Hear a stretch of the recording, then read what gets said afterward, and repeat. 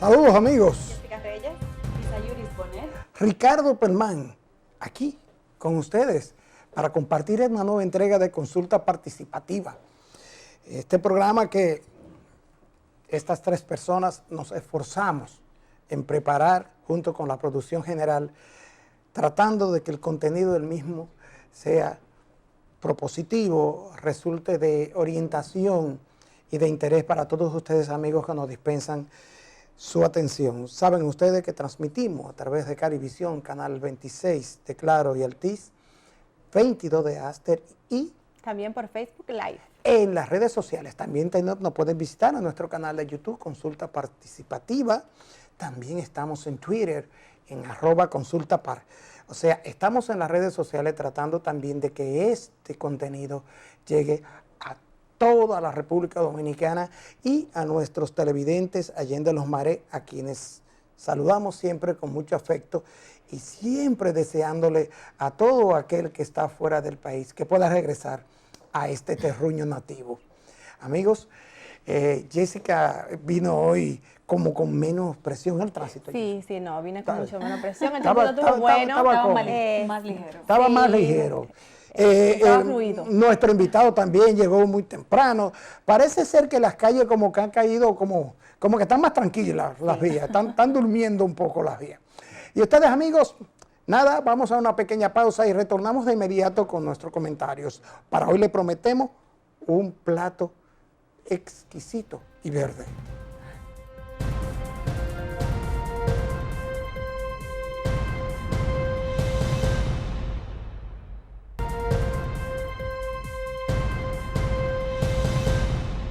Olivares, Cabrera y Asociados, consultores y auditores, asesores financieros, ofrecen los servicios de iguala contables, constitución de compañías, leyes laborales, expertos en impuestos sobre la renta y todo lo que tiene que ver con la tesorería de la seguridad social. El lema de Olivares, Cabrera y Asociados es que una vez usted se pone en contacto con ellos, la curva de valores de su negocio o empresa debe ir en forma ascendente.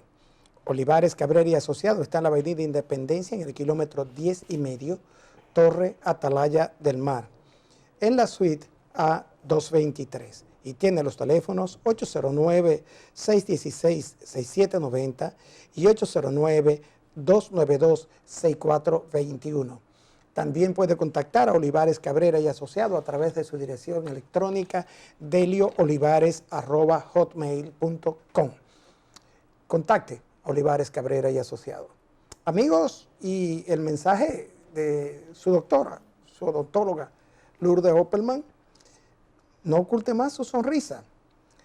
Contacte a la doctora Lourdes Sarina Opelman, quien es especialista en prótesis y rehabilitación bucal. También ofrece los servicios de estética dental, implantes dentales, coronas, puentes, cirugía bucal, en fin, todo lo que usted necesita para la estética de su sonrisa y su salud bucal se lo brinda la doctora Lourdes Opelman. La doctora Opelman trabaja exclusivamente por cita y está en los teléfonos 809-682-3253 y 809-846-0582. También puede contactarla a través de su correo electrónico doctora.opelman@hotmail.com. Amigos, y la sociedad dominicana está viviendo un problema social grave, un caso triste, el caso de este señor de Canquimanía, conductor del programa Canquimanía, quien encarna al payaso Canqui, quien está acusado de tener relaciones íntimas con menores de edad, con varones menores de edad. Este es un caso muy triste, porque la inocencia y la ignorancia contribuyen a que este tipo de hechos ocurran. La inocencia porque estos niños, estos jóvenes, se acercaban y eran conquistados a trabajar al lado de este señor que encarna al payaso Kanki. Y iban con la ilusión, primero, de aparecer en televisión, segundo, de aprender a ser el payaso, el payasito, por el arte, inducido por sus profesores y sus progenitores. Y, oh maravilla, oh qué pena, eran conducidos inocentemente y por ignorancia hacia las redes de unas personas que abusaban de ellos. La productora de Kelvin Francisco Núñez Morel del programa rompió silencio hoy y dijo a la prensa que sus niños no mienten, que ciertamente la confesión de los niños tiene mucho asidero, y dice que ella había hablado con este señor sobre esta situación. Recordemos que hace unos 2 años hubieron los rumores sobre esta situación y fue inclusive condenado una persona, fue juzgada y condenada una persona y acusada, pero a este señor que hoy está en manos de la justicia lo liberaron de la situación en aquella oportunidad. Pero ahora Marta Rodríguez, ella ha declarado, la productora, quien manejaba a los niños, quien los prácticamente lo instruía, declaró que Kelvin sabe mi posición porque tuve la osadía de hablar con él y de decirle directamente sobre mis niños. Yo los apoyo, ellos pasaron por mí, dice esta joven. Lamentamos este caso, es horrendo para la sociedad y la familia, y pedimos siempre al Divino que ponga la justicia, tanto divina como la justicia del hombre, en acción para que estos casos no queden impunes y se castigue a los responsables con todo el peso de la ley. Esto es un caso de lesa sociedad, diría yo, de lesa familia, de lesa inocencia. Esto es muy triste y penoso. Amigos, y rápidamente, la eliminación de la cesantía tiene a los empleados en Babilonia. Hay una lucha, Copardón y los líderes sindicales, porque se quiere suspender la cesantía con la creación de un instituto de riesgos o laboral, algo así, un INER, algo así, INARIL, un proyecto de ley que he sometido, que quitaría el pago de la cesantía a los empresarios y se crearía un fondo para este instituto pagar la cesantía. Pepe Abreu está opuesto tajantemente a esto, inclusive dio declaraciones a la prensa y en sus cuentas de las redes ha dicho que le gustaría saber qué persiguen con esto. Y esta mañana escuchábamos periodistas hablar sobre el asunto de la inmensa cantidad de dinero que manejan los bancos y a través de las administradoras de fondos de pensiones.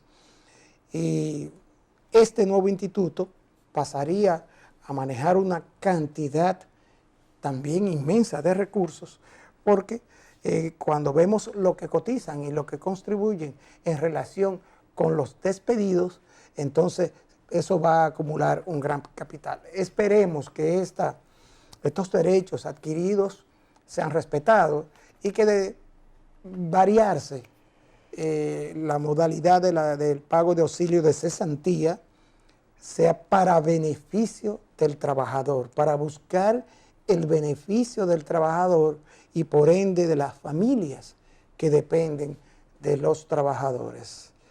Hasta aquí mi comentario de hoy. Vamos a dar paso a Jessica porque tenemos un invitado que queremos aprovechar in extenso.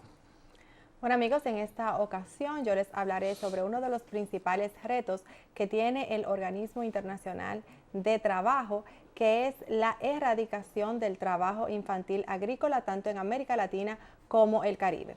Según un informe que este organismo emitió entre 2008 y 2010, en América Latina y el Caribe habían 12.5 millones de niños trabajando en América Latina y el Caribe en la zona rural. De igual forma, en Hogar emitió un informe para la República Dominicana y es que en el 2010 habían 16.8% de niños trabajando en la zona rural, específicamente en el sector agrícola, en la producción de cacao, café, arroz y tomate. ¿Cuáles son los problemas de tener a los niños trabajando? Primero, que se está vulnerando sus derechos fundamentales. También que se entorpece el libre desarrollo del niño, ya que no se permite que el mismo tenga acceso a la educación y en caso de tenerla, pues la misma es muy limitada. Esta también puede poner en riesgo la salud mental y también física del niño, ya que esto genera un agotamiento y de igual forma puede ocasionar enfermedades y acelera el proceso de maduración de este, ya que está expuesto a un ambiente de adultez. En nuestro país contamos con mecanismos para erradicar el trabajo infantil, como es la misma Constitución de la República Dominicana. También tenemos el Ministerio de Trabajo, así también organismos nacionales como son CONANI e internacionales como son UNICEF y la OIT. De igual forma, también se ha implementado por la Fundación Save a Children un proyecto llamado Produciendo Cacao con Enfoque de Derechos, por ser el sector en donde más los niños están trabajando, a los fines de que se tome conciencia de que los niños no pueden trabajar. Es bueno que sepamos que esto no es solamente un trabajo del gobierno, sino que es un trabajo de toda la sociedad en donde debemos de tomar conciencia de que es mejor emplear una persona que realmente tenga la edad y las capacidades para realizar el trabajo que robarles a estos niños el tiempo para ser educados y para vivir su niñez como deben de hacerlo. Sí, es penoso, graciosamente, y por suerte hay muchísimas organizaciones, Jessica, dedicadas al rescate de estos niños que están siendo explotados, porque son explotados laboralmente. Y uno retrotraerse a que antes el hombre de campo lo que hacía era formarlo para agricultor. Así es. Lo formaba para como un ayudante en el trabajo cotidiano. Amigos, vamos ahora con el comentario de nuestra Sayuri Bonet, quien viene a hablarle de contaminación visual. Hoy vamos a hablar de contaminación visual, que es eso que nos tiene a todos perturbados, porque al salir de nuestras casas empezamos a ver letreros y un sinnúmero de distintivos más en todos lados. Pero ¿cuál es el problema con la contaminación visual?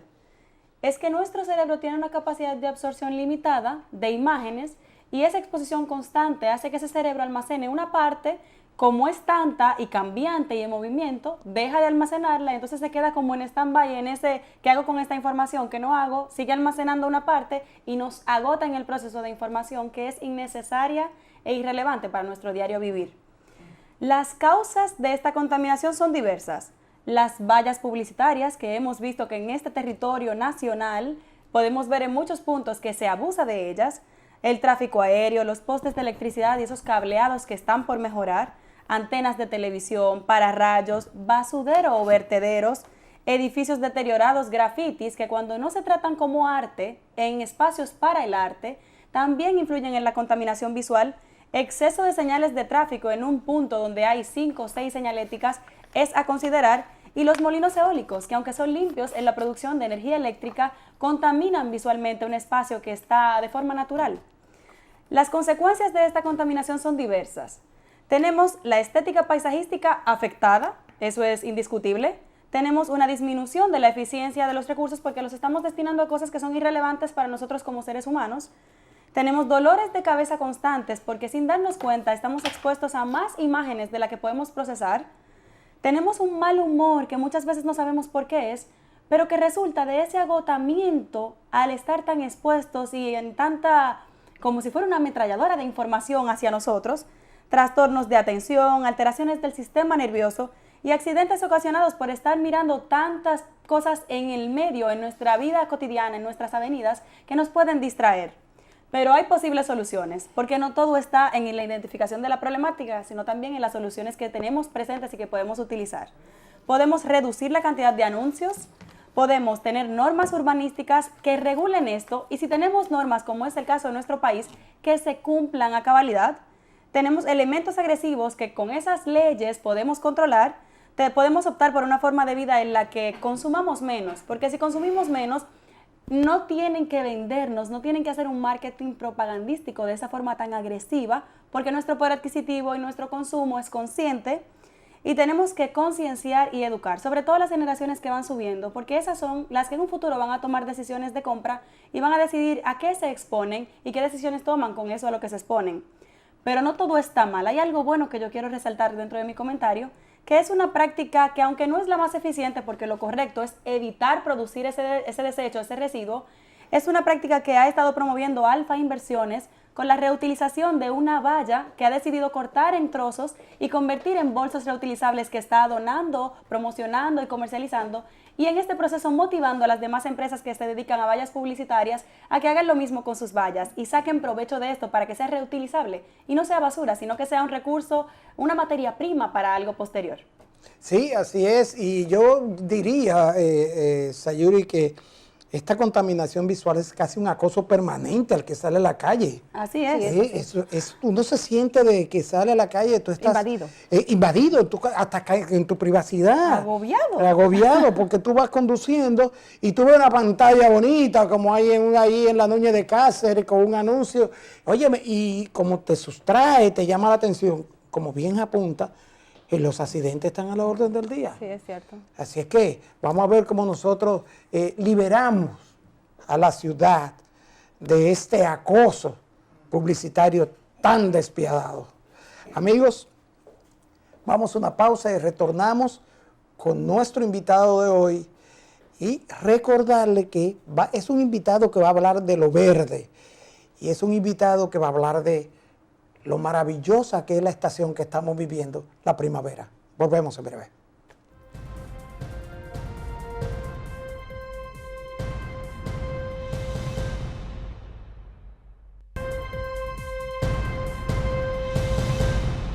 Bien, amigos, como les decía, antes de irnos a la pausa, estamos en primavera. Vamos a hablar del verdor, de la foresta, de la salud ambiental y de lo que y de lo que contribuye el jardín, la flor, el verdor a la estabilidad emocional del ser humano. Nos visita en esta entrega, que no es una visita, es un asiduo de consulta participativa, nuestro amigo Ricardo García, director del Jardín Botánico. Un trabajador, un jardinero incansable. Bienvenido. Gracias, Ricardo. Gracias a las chicas que te acompañan en este maravilloso programa. Yo también sigo continuamente.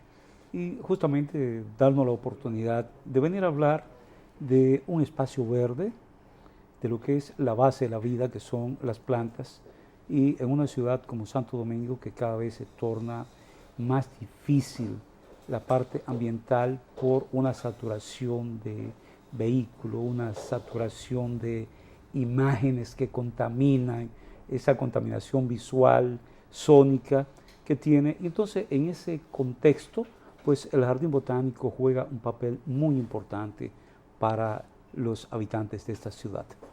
Sí, así es, y siguiendo la tradición de este programa, que cuando el invitado es un caballero, pues las chicas son las que inician las preguntas. Dan adelante, sí. Adelante. Bueno, licenciado, usted sabe que nuestro país pues pasó por un proceso que realmente nos preocupó bastante, que fue este proceso de sequía. Entonces yo quisiera saber, ¿qué hizo el Jardín Botánico? ¿Cómo trabajaron para alimentar a esas plantas, que es el pulmón del jardín, frente a esta sequía? Sí, fíjate qué buena tu pregunta, porque hoy el tema de la sequía, a veces las inundaciones, lo que es el cambio climático, el cambio de comportamiento de los patrones de distribución de lluvia, ya no es un secreto, lo sabemos. Entonces hay que prepararse para eso. Y en el Jardín Botánico nosotros hemos venido ajustando la parte incluso de la jardinería a esos cambios, utilizando aquellas especies que requieren de menos cuidado, sobre todo de irrigación. Y por eso gran parte del jardín, que es un espacio muy grande, no tiene irrigación, sino que son plantas nativas, endémicas, adaptadas a estas condiciones. Entonces cuando vienen estas condiciones extremas de sequía, pues nosotros no tenemos normalmente mucho problema. Y ahí viene el valor de las especies nativas y endémicas cuando son bien manejadas en su propio espacio. Yo recuerdo que hace unos años, mi colega, amigo y hermano Milcíades Mejía y Francisco Jiménez, publicamos un librito pequeño, El valor de las especies nativas y endémicas en la reforestación y la arborización urbana. Pues eso, en este caso, se pone de manifiesto porque no tuvimos pérdida considerable, daño considerable en nuestra jardinería, en nuestro arbolado, justamente por ese trabajo que hemos venido haciendo paulatinamente y que recomendamos de que las áreas urbanas, la jardinería en general, se vaya adaptando al cambio climático, utilizando las especies más adaptadas a cada condición climática. Eso es cierto. Mira, yo tuve en el jardín, como recordarás cuando pusimos el sello de las bromelias Claro. a circular, que por cierto te confieso que yo no sabía que la piña es una bromelia. Así es la bromelia más comercial, comestible. Confieso mi ignorancia, yo la conocía como la piña. Sí, sí. Y pude ver, Ricardo, el esfuerzo que ustedes estaban haciendo con el aspecto con el asunto de la sequía. Realmente fue un esfuerzo, era un esfuerzo que se veía. Yo vi todo un equipo de hombres que se le veía la preocupación por lo que estaba sucediendo y uno veía las hojas cayendo en todo alrededor de uno. Y inclusive tú manifestaste tu preocupación con el asunto de la sequía y cómo estaba transformándose el parque aceleradamente. Pero también pude ver ese gran trabajo que se estaba haciendo allí en pos de conservar y de que afectara lo menos posible. Háblame de ese esfuerzo. Fíjate. Y los resultados primarios. El jardín tiene un equipo de hombres y mujeres que trabaja continuamente, que se entrena, que se prepara para manejar los distintos pabellones. Por ejemplo, en esos días para nosotros era una prioridad el cuidado al pabellón de los helechos, que fue donde pusimos a circular los sellos. Correcto. Porque los helechos, por naturaleza y por origen, requieren la mayoría de condiciones de humedad. Entonces ahí teníamos que estar pendientes para incluso irrigar de manera especial esa parte. Las bromelias tienen características de mayor resistencia. Incluso la gente común no sabe que la mayoría de las bromelias no se alimentan por las raíces y por eso usted la ve en las ramas de otras plantas, porque ellas tienen unos pelos en las hojas que le llaman tricoma y por ahí se alimentan. Las raíces solo les sirven para agarrarse, para anclar, pero sirven como un reservorio de agua porque tienen esa forma arrocetada y ahí conservan por mucho tiempo el agua, y con que usted la irrigara unas pocas veces ya ellas retienen ahí la humedad. Pero esos eran los lugares que mayor atención requerían. Después, el arbolado del jardín, la mayor parte son casi todo especies nativas y endémicas.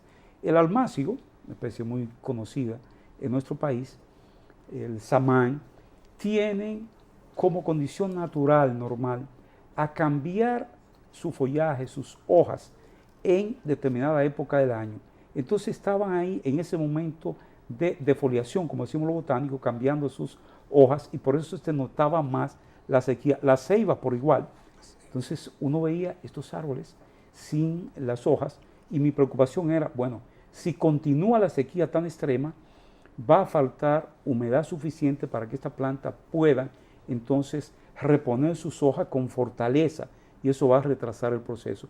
Pero llegaron las lluvias y yo invito a que en estos días la gente visite el Jardín Botánico para que vea aquellos como vestidos con traje nuevo, con ropa nueva, como digo yo, los samanes, el mamey, un árbol nuestro, los mismos flamboyanes, todos nuestros árboles hoy preciosos después de la lluvia. El samán es un árbol precioso, que tengo que decirle, o sea, me encanta lo Espectacular. grande que puede crecer, o sea, en anchura y en altura, Sí. es impresionante. Es uno de los árboles ornamentales más espectaculares que tenemos, porque mientras más espacio tienen para expandir sus ramas, mayor majestuosidad. Entonces, cuando vienen las hojas nuevas, generalmente coinciden con la floración. Y ahora mismo usted ve ese manto rojizo de las flores, los estambres sobre todo, sobre aquel manto verde que son las hojas. Sencillamente es un espectáculo. Yo me imagino, yo tengo una pregunta. Yo me imagino una ciudad verde, no solo en las afueras, porque eso ya lo tenemos, sino dentro de la ciudad, en el casco urbano de las ciudades. Yo me imagino una ciudad verde. ¿Qué me dice usted? ¿Es posible tener una ciudad verde, un Santo Domingo verde? Claro que sí, y sobre todo las condiciones de la ciudad de Santo Domingo se prestan para eso. Y de hecho, en un momento la ciudad de Santo Domingo fue bastante verde antes de que abusáramos del cemento, la varilla y el asfalto. Así es. Si nosotros pensamos lo que eran espacios como el Naco, Piantini, donde las viviendas tenían grandes jardines, pero cada jardín de eso en el patio tenían árboles que sobresalían. Entonces había todo un espacio verde. Nosotros podemos recuperar mucho de esto si en el diseño de las vías tomamos en consideración que nuestros árboles necesitan unos espacios mínimos y unas condiciones para crecer. Y a mí me impresionó mucho una de las últimas visitas que tuve a la ciudad de Nueva York, porque Nueva York, por su desarrollo histórico, mucho ladrillo, cemento, metales, ¿verdad? Pero desde hace unos años comenzaron a hacer espacio y a plantar árboles en la calle. Millones, miles y miles de árboles se han sembrado. La ciudad de Santo Domingo debiéramos copiar eso y comenzar a aprovechar esos espacios y a sembrar, porque tenemos árboles para todos los gustos y tamaños, y entonces ir logrando ese verde urbano que necesitamos. Ahora mismo, si usted ve la Winston Churchill, donde hay muchas caobas que no se sembraron correctamente porque debimos tener una sola hilera en el centro, claro, para permitirle el máximo crecimiento, pero se colocaron a ambos lados dos hileras y eso limita el crecimiento y también puede afectar lo que es la acera y la misma calle. Pero es tan bonita, las caobas están echando sus hojas nuevas ahora también. Y así podemos nosotros, donde se está construyendo esas nuevas urbanizaciones, donde hay árboles, no eliminarlo, solamente aquello que sea estrictamente necesario, pero plantar más y dejar eso, porque le agrega un valor incluso a la construcción. Pero yo creo que sí, que tenemos oportunidad de una ciudad verde y yo sueño con eso. Bien, apuntando, Ricardo, lo que señalaba Sayuri en su comentario y relacionándolo con la experiencia que viví, como te mencioné, en el jardín cuando fuimos a poner en circulación la estampilla, el medio ambiente, lo visual, la foresta es un referente realmente para el desarrollo humano. Claro. Y en esto voy y menciono que alguien me dijo el día de la puesta en circulación del sello, un amigo tuyo y mío que estaba allí, que se percibía cierta tristeza en el jardín con la sequía, que él miraba hacia los árboles y la sequía como que le causaba cierta tristeza. Y entonces ahí es donde va el hecho de que ciertamente la flora, la foresta, el verde, influye en el estado psicológico del individuo. Muchísimo, muchísimo. Te digo incluso por experiencia personal, cuando el jardín botánico está en esa situación, tú escuchas muy poco canto de aves, tú ves aquellas plantas mustias, tristes, y asimismo eso se transfiere al ánimo de las personas. En cambio, cuando tú tienes un concierto de aves, de insectos, la brisa en las hojas, eso también ayuda en el estado de ánimo del individuo.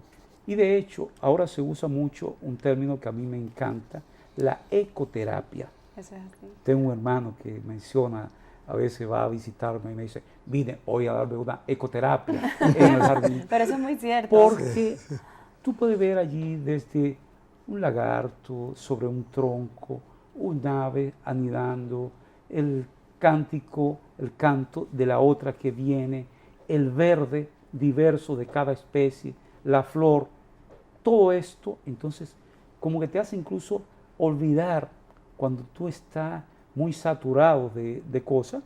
Y lo que trabajamos, tenemos el privilegio de trabajar en espacios como el Jardín Botánico, y yo lo hago con muchísima frecuencia, cuando estoy saturado en mi oficina de recibir gente y papeles y presión, le digo a mi secretaria, estoy dentro del jardín, salgo, doy una vuelta, voy al tronco de los árboles y regreso y digo, ya puedo seguir trabajando. Pero por eso, y el Jardín Botánico es un centro de salud y cada vez más aumenta ese papel de centro de salud mental, salud física en el Jardín Botánico. Tanto es así que muchísimos médicos recomiendan que las personas vayan al Jardín Botánico a hacer sus caminatas para distintos tipos de dolencias, desde problemas de presión arterial, alguna saturación mental, estrés, montones de cosas. Entonces, el jardín, nosotros decimos,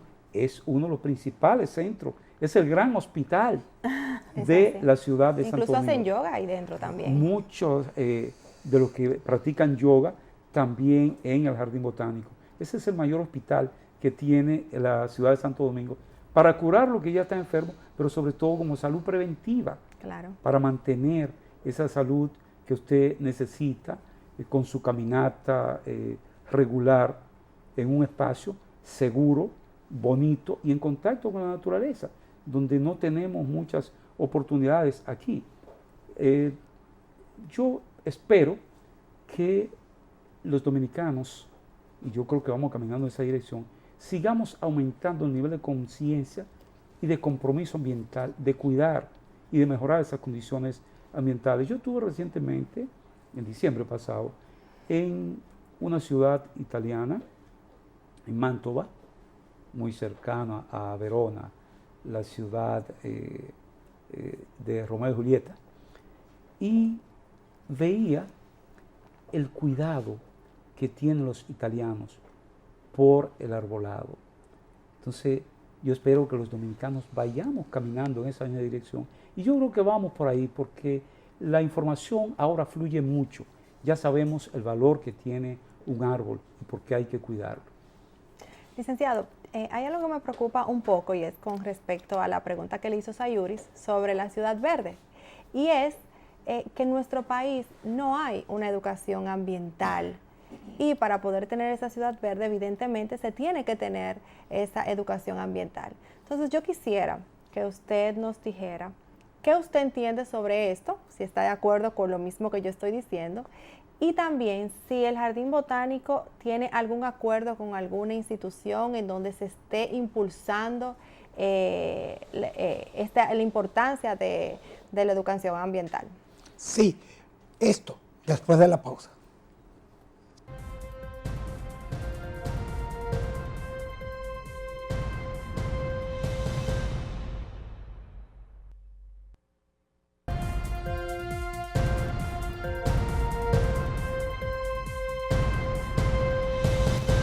Bien, Jessica dejó en el aire dos preguntas muy importantes, muy fundamentales, que Ricardo la va a contestar porque él está totalmente de acuerdo con esa posición de Jessica. Claro que sí.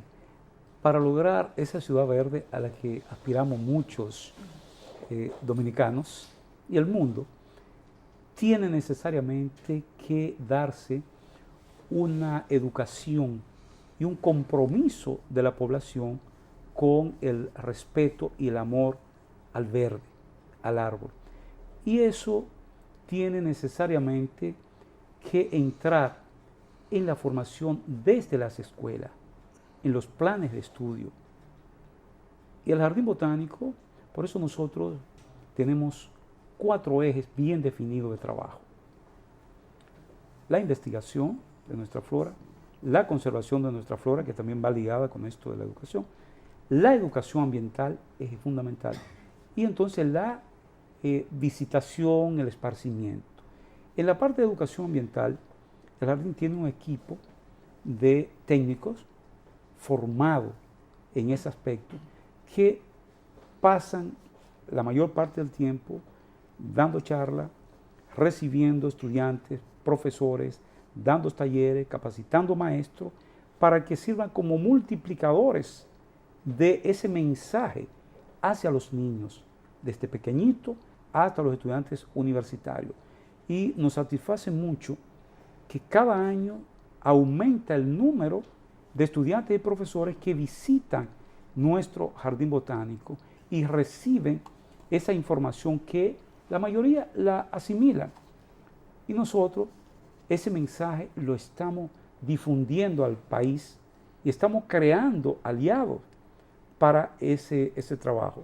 Y ahí entra lo que fue la inauguración del Jardín Botánico de Eugenio de Jesús Marcano en Santiago, que está haciendo ya un gran trabajo también en esa dirección. Por eso yo soy muy optimista, muy optimista.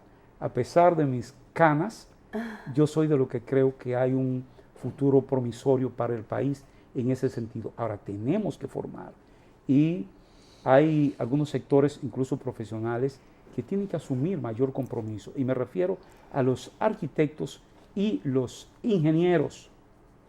El respeto al árbol, el diseño apropiado.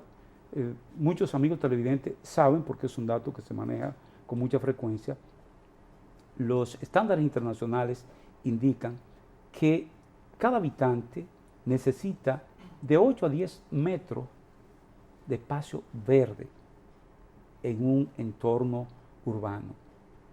Aquí tenemos ciudades, como sucedía con Santiago, ha mejorado un poco, pero apenas llegaba alrededor de 4.5 metros por habitante.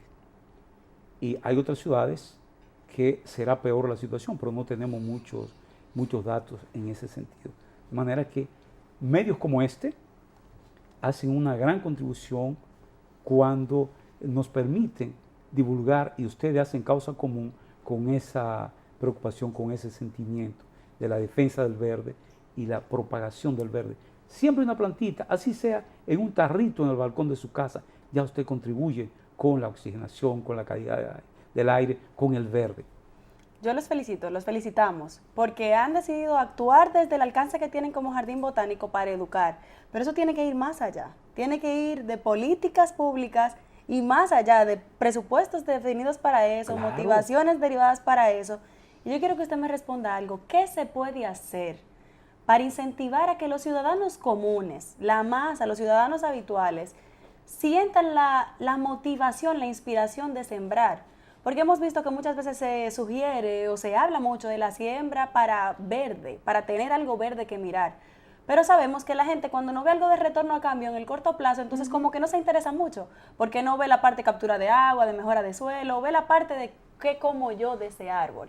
Entonces se incentiva esa siembra de frutales para que sea en el corto plazo algo alcanzable, algo motivador para los ciudadanos, pero en el largo que también apoye nuestro ecosistema. Fíjate, qué bueno su puntualización, porque algo con lo que nos encontramos continuamente, sobre todo los biólogos, los botánicos, es que nos dicen, a veces uno encuentra una planta rara que es una maravilla la flora nuestra, y nos emocionamos. Y dice, ¿y para qué sirve eso? ¿Se come? Pues si no se come, ¿qué utilidad tiene? ¿Para qué sirve? Pero ahí viene el tema de educación, porque ellos no están viendo que un árbol que actúa como trampa contra contaminante, la captura de dióxido de carbono, la producción de oxígeno, vale más que una fruta que usted se come. Pero si usted puede combinar las dos cosas, mucho mejor todavía. Entonces nosotros como estrategia decimos, vamos a educar, mire, esto es importante por esto, por esto y por aquello, pero si usted lo que quiere es un árbol que produzca fruta también, pues mire, tenemos también un árbol para que usted coseche la fruta. No tiene mucho espacio, siembre una planta de guanábana, siembre un caimito pequeño, siembre un mamón, y entonces usted va combinando las cosas. Lo que tiene mucho espacio, dice, ahí usted tiene para contribuir con el medio ambiente. Vamos a sembrar en la parte marginal árboles y usted verá cómo mejora la calidad ambiental. Le reduce el calor. Si usted tiene una casa y usted coloca un árbol donde los rayos solares le calientan menos, usted tiene que usar menos su acondicionador de aire, usted tiene un mejor ambiente. Entonces, son muchos los beneficios, pero reitero, educación, educación, educación y aplicación de normativa. Porque aquí muy alegremente, cualquiera que tiene un árbol a un ladito de su casa o en el frente, dice, no, yo quiero construir ahí una marquesina o ahora tenemos 2 carros y yo quiero que entre por ahí. Sí, y buscan una sierra, una motosierra. Un nacional vecino y le dice, mire, yo le voy a pagar para que usted me tumbe eso. Lo cortan y ya eliminan el árbol. Claro. Entonces ahí tiene que entrar la parte coercitiva. Sí, no eso está penado. Entonces usted debe pagar por esa alteración, ese daño colectivo, porque usted le está haciendo daño a su vecino, a usted mismo y al país. Entonces, educación y la aplicación de las normas, la parte coercitiva. Yo creo en eso, lamentablemente, pero todavía por la falta de educación que tenemos, hay que aplicar con cierta fuerza. Así es. Bien, Ricardo García, botánico, jardinero y político. Y no quiero desaprovechar la oportunidad de preguntarte por tu experiencia, tus conocimientos y tu formación política. ¿Quién gana las elecciones? Ricardo. Ay, ay, ay, ay, ay. Es una buena pregunta y cualquiera diría, bueno, Ricardo García es un militante del partido de gobierno del PLD de mucho tiempo, aunque normalmente la gente me identifica como el hombre de ciencia, el botánico, pero déjame decirte que yo tengo participación política desde que tenía 7 años, yo me vi envuelto en cuestiones políticas. Por eso mi pregunta. Y te diría, sin pasión, el Partido de la Liberación Dominicana gana las elecciones otra vez. Las mediciones, todos los numeritos dicen eso. Cuando uno ve las encuestas, hasta las más adversas al PLD, te dan sobre 50% y el más cercano 30 y algo. ¿Pero con cuál candidato? Eso es una parte interesante. El PLD tendrá que someterse a las normas del país, a las leyes, y entonces deberá escoger su candidato con el respeto de la militancia, entendiendo que el partido necesita una renovación y que reservas que están en el partido emerjan y tengan oportunidad. Y hay que dar paso adelante. Hay que dar paso adelante. Y tenemos potencial, mucho potencial, para dar ese paso adelante, ganar las elecciones sin generar problemas internos ni traumas, y entonces seguir con la buena obra de gobierno que definitivamente ha hecho el Partido de la Liberación Dominicana.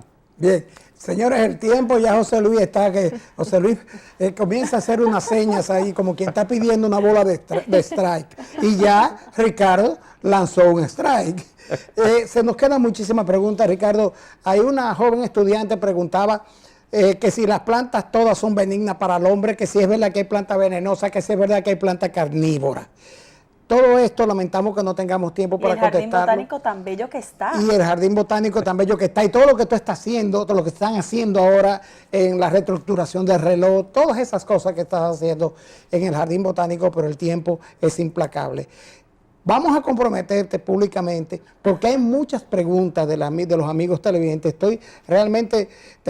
Lamento no poder complacerlo, pero eso me interesa, esas 3 preguntas. Si todas son benignas, si al hombre, si es verdad que hay plantas venenosas y si es verdad que hay plantas carnívoras. Amigos, se nos acabó el tiempo. Gracias, Ricardo, amigo, por participar con nosotros en esta consulta participativa de hoy. A ustedes, nos vemos en la próxima entrega.